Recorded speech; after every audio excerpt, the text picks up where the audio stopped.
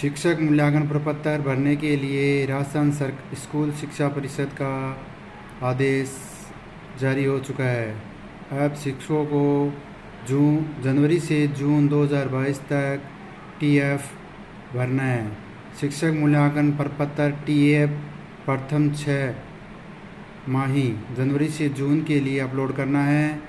इसके लिए जो प्रारंभिक शिक्षा के समस्त लेवल फर्स्ट व सेकंड एवं संस्था प्रधानों के लिए समय अवधि है 13 अक्टूबर से 21 अक्टूबर 2022 तथा माध्यमिक शिक्षा के अध्यापक लेवल 1 व 2 समस्त वरिष्ठ अध्यापकों के लिए समय है 27 अक्टूबर से 4 नवंबर 2022 तथा माध्यमिक शिक्षा में शेष रहे व्याख्याता संस्था प्रधान और मॉडल विद्यालय के शिक्षक संस्था प्रधान को टीएफ भरने का समय है 7 नवंबर से 14 नवंबर तक।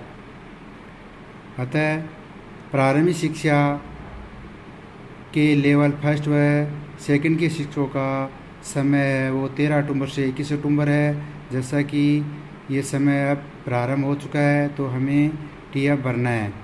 तो टीएफ भरने के लिए सबसे पहले हम स्टाफ लॉगिन आईडी पर लॉगिन करते हैं। शिक्षक मूल्यांकन प्रपत्र भरने के लिए स्टाफ लॉगिन आईडी पर लॉगिन करना होता है। स्टाफ लॉगिन आईडी पर लॉगिन करने के पश्चात हमारे सामने कई ऑप्शन आते हैं। पहले जो ऑप्शन भरा जाता था टीएफ वह फॉर्म के अंदर आता था।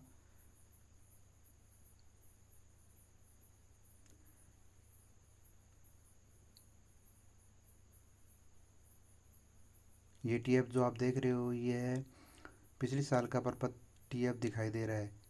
ये 21-22 का पुराना टीएफ है। अब की बार जो टीएफ किया गया है वो ये है टीएफ 2022। इसको क्लिक करेंगे।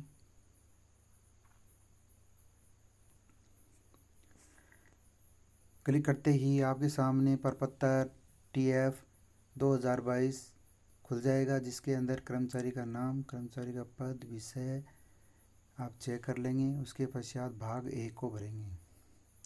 भाग 1 के अंदर जनवरी 2022 से जून 2022 तक आप भरेंगे। वहाँ पर आपको जो साला दर्पण के ऊपर आपके जो विषय भरे हुए हैं वो शो होंगे, उसको चेक कर लेंगे। उसमें किसी प्रकार की गलती हो तो साला दर्पण में सही कर लेंगे। उसके पश्चात यदि आप प्रतिनियुक्ति पर हैं या नहीं तो यहाँ पर लिखना है नहीं। उसके पश्चात मूल्यांकन के 20 पॉइंट आएंगे। ये 20 पॉइंट जिसके आधार पर आपको रेटिंग करनी है कि आप उसमें 4, 5, 3 जो भी नंबर देना चाहते हो वो यहाँ से सेलेक्ट कर लेंगे। जैसे मैं 5 नंबर दे रहा हूँ तो मैं यहाँ से सिलेक्ट करूँगा 5। उसके बाद दूसरे में 4, तीसरे में 5। इसी प्रकार ये 20 बिंदु दिए गए हैं जिसको पढ़ते हुए हमें इसके अंदर अपने विवेक के आधार पर 1 से 5 तक पॉइंट देने हैं।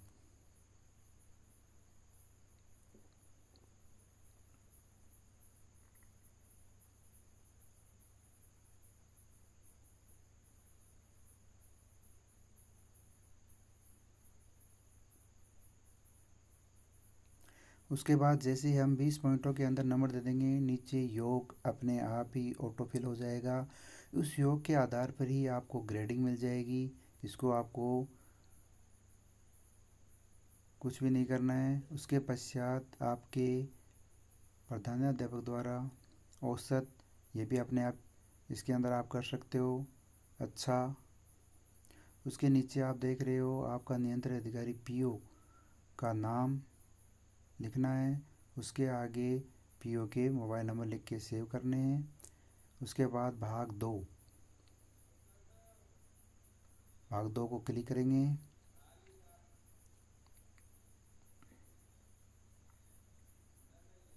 भाग 2 को जैसे क्लिक करते हैं तो हमारे सामने शिक्षक के सामने जो चुनौतियां आती हैं वो 10 चुनौतियां यहाँ दी गई हैं। आपको केवल 3 ही चुनौतियों को सिलेक्ट करना है। जो सबसे ज़्यादा महत्वपूर्ण चुनौती है उसको 1 नंबर देना है, उसके बाद दूसरे को 2 नंबर देने हैं और तीसरे को 3 नंबर देने हैं। इसमें से केवल आपको 3 ही चुनौतियों को सिलेक्ट करना है। पहले सबसे ज़्यादा पहले सिलेक्ट करेंगे, उसको 1 नंबर देंगे।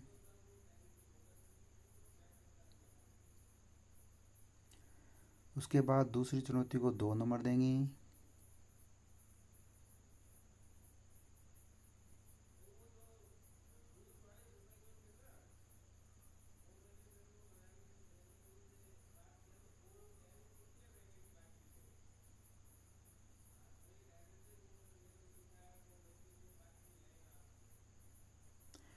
और तीसरी चुनौती को 3 नंबर देंगे। आपको ध्यान रखना है केवल 3 ही को सिलेक्ट करना है, बाकी को आपको नहीं सिलेक्ट करना है। उसके बाद में टीचर को जिस प्रकार के प्रशिक्षण की आवश्यकता है उस प्रशिक्षण को भी आपको वरीयता के अनुसार 1, 2, 3 वरीयता के क्रमांक देने हैं। यहाँ पर आपको 10 प्रकार के प्रशिक्षण दिए गए हैं, उसमें से केवल 3 को ही सिलेक्ट करना है।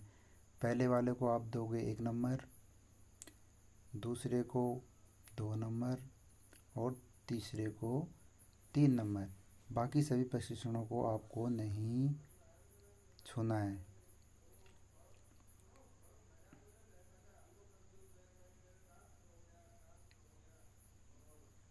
उसके बाद सेव कर देंगे।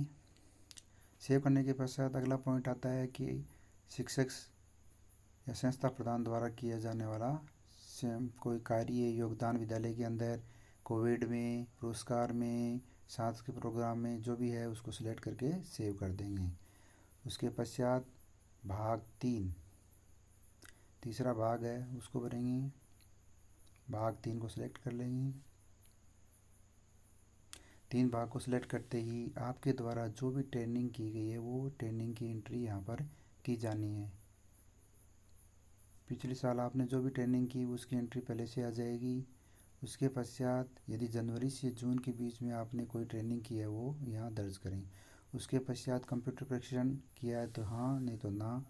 उसके बाद में आप आगे कुछ पॉइंट आएंगे जैसे पाठ्य पुस्तक है, CBO है, PO है, पोसार है, इनको आपको ग्रेड देनी है। तो लगभग इसमें सभी में आपको 5-5 ग्रेड देनी है। उसके बाद इसको सेव कर देंगे।